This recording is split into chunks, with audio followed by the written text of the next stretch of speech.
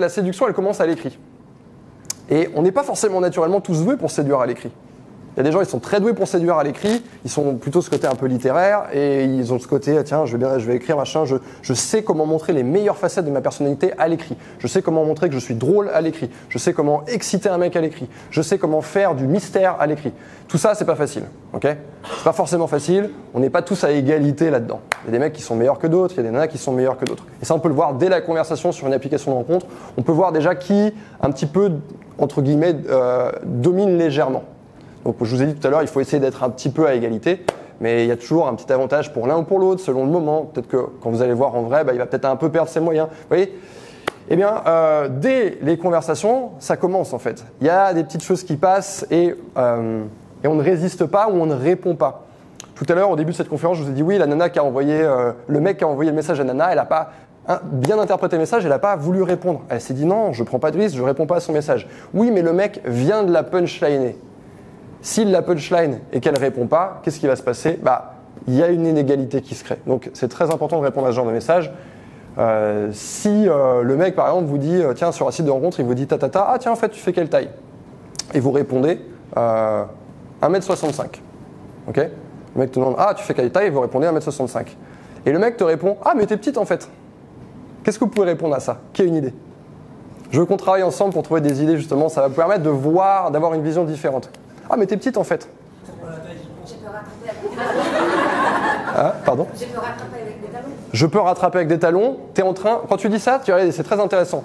Quand tu dis je peux rattraper avec des talons, lui te met tes petites et toi tu veux te conformer en gros quelque part à ce qu'implicitement il est en train d'exiger quoi. L'esprit est grand. Oui, pas mal. L'esprit est grand. Là, on est un peu plus dans quelqu'un qui se défend en fait.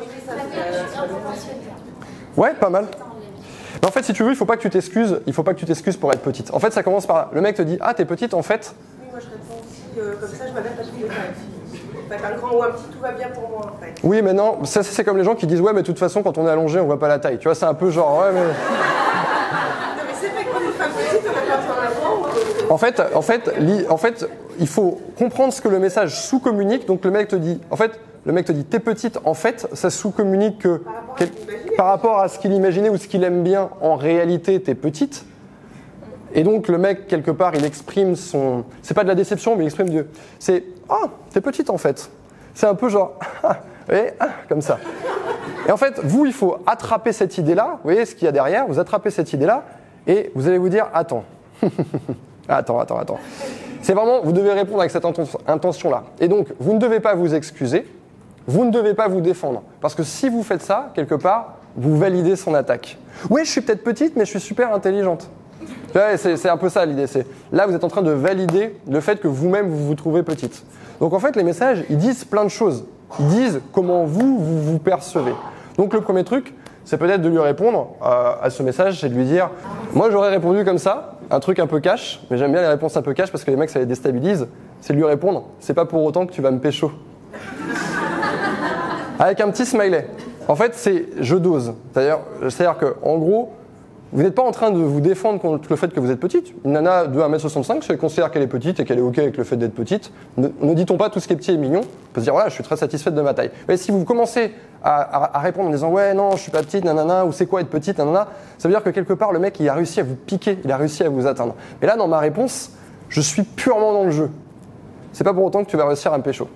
Ou c'est pas pour autant que tu vas me réussir à me pécho facilement. On peut rajouter le facilement, c'est même encore mieux derrière. Et là, vous mettez un petit smiley, le petit smiley clin d'œil appuyé. Vous voyez ce que c'est ? J'en ai parlé dans une vidéo, c'est le smiley branleur.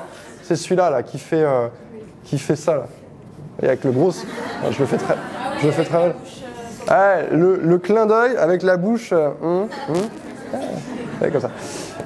Et là, vous êtes purement dans le jeu en fait. Il n'y a pas de revendication de « Ah, tu m'as attaqué, machin, je me sens blessé, nanana ». C'est « Non, t'inquiète pas, vas-y, continue comme ça. » Il n'y a rien qui peut m'atteindre et vous jouez avec lui. Et là, c'est...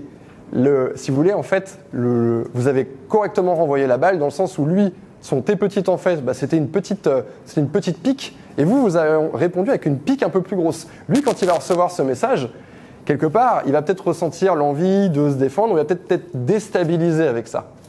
C'est pour ça que c'est important que quand vous répondez à ce genre de choses, c'est important de vraiment rester dans le jeu et de le faire Mettez-vous dans la tête que vous avez 6 ans. Vous avez 6 ans d'âge mental et vous êtes cette petite fille à la cour de récréation et vous balancez une connerie au mec, mais voilà, on est en train de jouer. Si vous arrivez à vous mettre dans cet état d'esprit, vous allez répondre de la bonne manière. Ok, il ne faut pas répondre avec son ego, il ne faut pas dire, ok, le mec, oh là là, il m'a dit que j'étais trop petite. Non, je suis trop petite, attends, je vais voir dans mon placard si j'ai pas des talons de 12. Non. Vous restez vraiment dans le jeu. Ne considérez jamais en fait que le mec est en train de véritablement vous attaquer. Considérez plutôt qu'en fait le mec, il est en train d'essayer de vous faire une balle un peu difficile et il veut voir comment vous allez répondre. Et vous allez voir que simplement dans votre conversation, si vous séduisez les hommes à l'écrit, si vous faites des rencontres à l'écrit, simplement en ayant cette attitude dans vos conversations, le mec va se dire tout de suite, parce que voilà, c'est pas non plus toutes les nanas qui vont être capables de faire ça. Là, ce que je suis en train de vous expliquer, si vous l'appliquez, vous allez vraiment vous mettre au-dessus du niveau, on va dire général. Et bien là, il va se dire waouh, en face de moi, j'ai une nana avec qui ça va être intéressant. Et je vais même vous dire un truc, même si vous n'avez pas encore vu, et même si vous n'êtes pas la nana la plus jolie qu'il a rencontrée, eh bien ça va vraiment jouer en votre faveur.